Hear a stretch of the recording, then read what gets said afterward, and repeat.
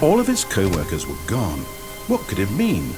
Stanley decided to go to the meeting room. Perhaps he had simply missed a memo.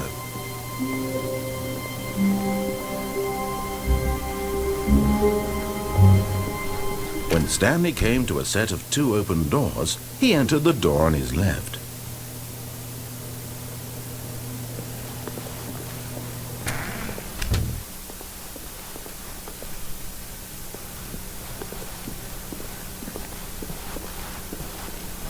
Yet there was not a single person here either.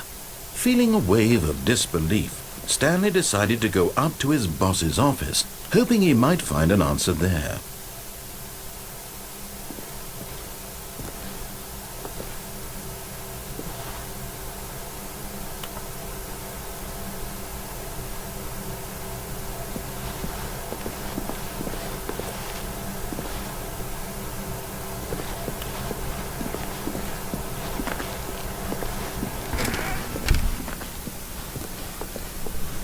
Coming to a staircase, Stanley walked upstairs to his boss's office.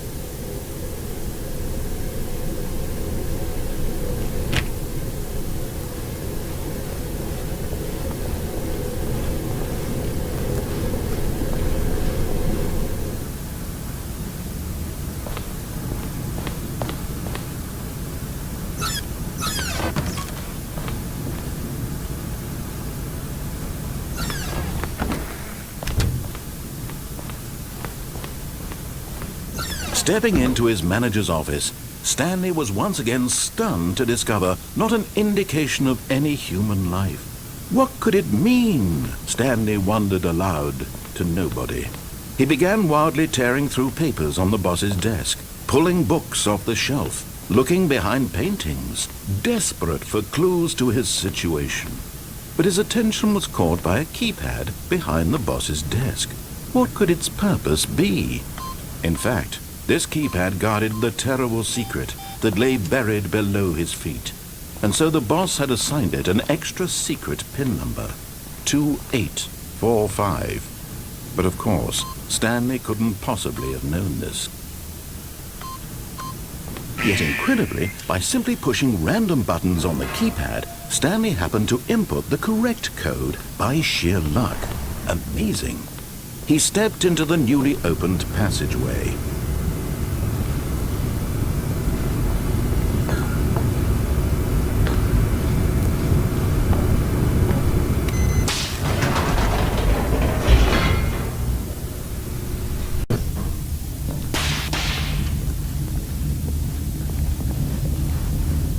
Stanley walked straight ahead through the large door that read Mind Control Facility.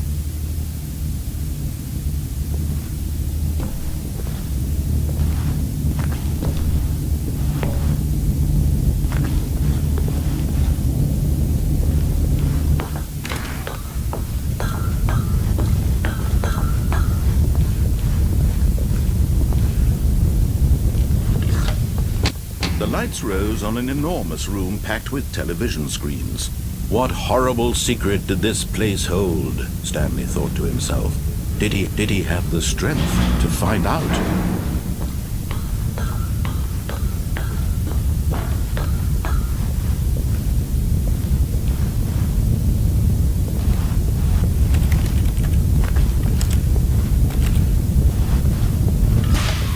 Now the monitors jumped to life, their true nature revealed. Each bore the number of an employee in the building, Stanley's co-workers. The lives of so many individuals reduced to images on a screen, and Stanley, one of them, eternally monitored in this place where freedom meant nothing.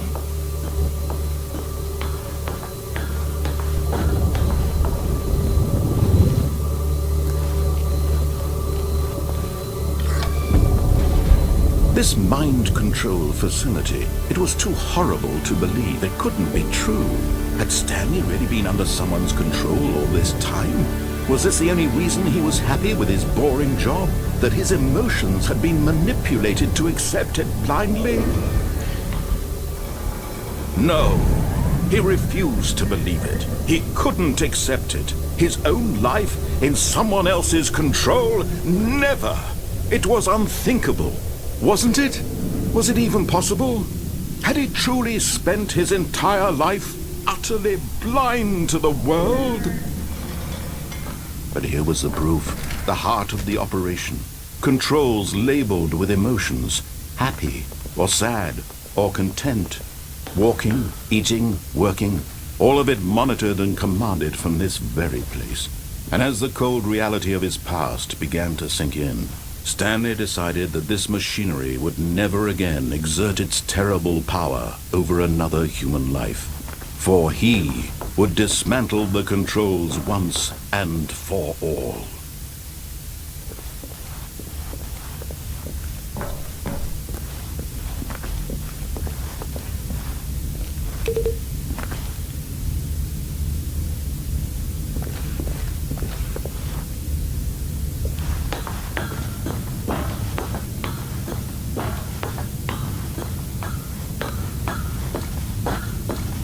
And when at last he found the source of the room's power, he knew it was his duty, his obligation, to put an end to this horrible place and to everything it stood for.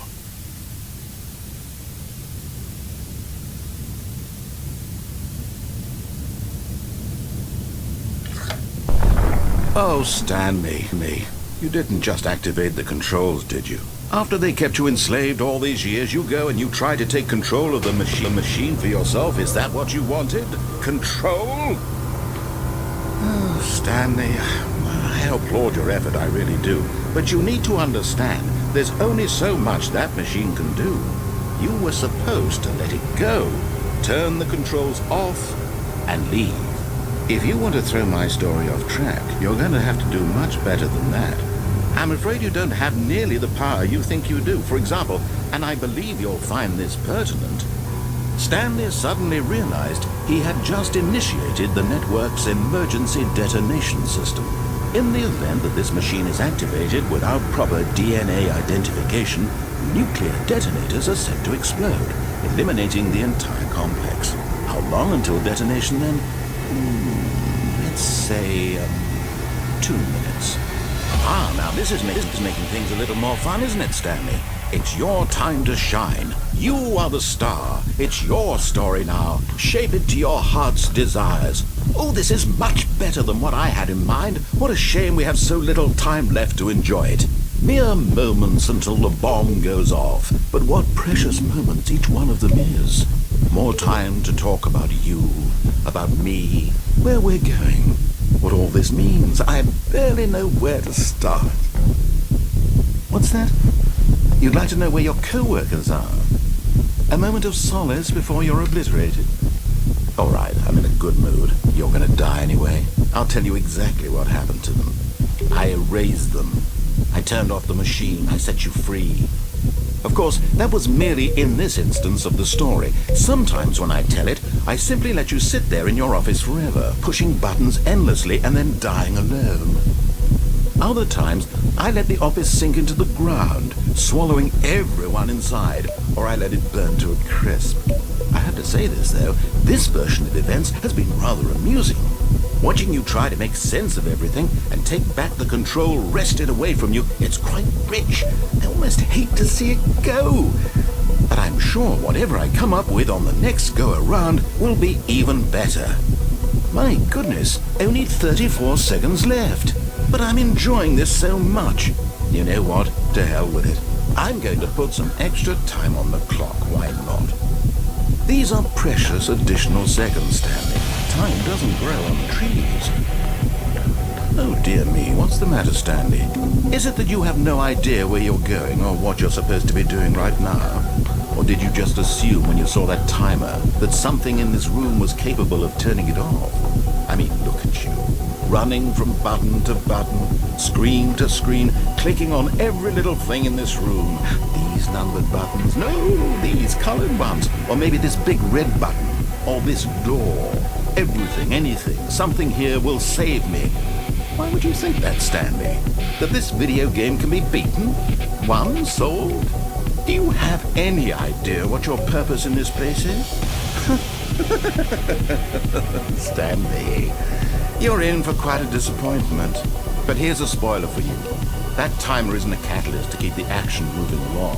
It's just seconds ticking away to your death. You're only still playing instead of watching a cutscene because I want to watch you for every moment that you're powerless, to see you made humble. This is not a challenge, it's a tragedy.